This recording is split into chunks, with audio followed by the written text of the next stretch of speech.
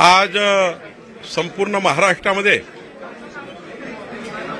प्रत्येक वर्षीप्रमाणे या वर्षीही 1 ऑगस्ट ते 7 ऑगस्ट महसुली सप्ताहाचा शुभारंभ आज झालेला आहे। राज्याचे सर्व पालकमंत्री आपापल्या जिल्ह्यामध्ये हा शुभारंभ करत आहेत। मी आज नागपूर जिल्ह्यातनं केला, आता भंडारा जिल्ह्यात जातो आहे।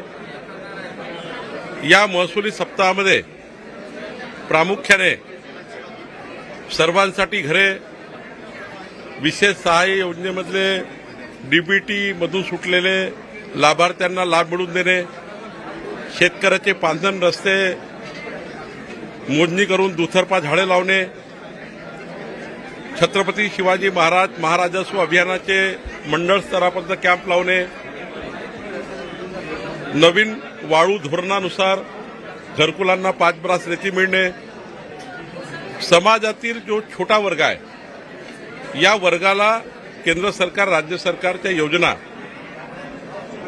घरपोच मिळण्याकरता हे 7 दिवसाचं महसुली अभियान आहे।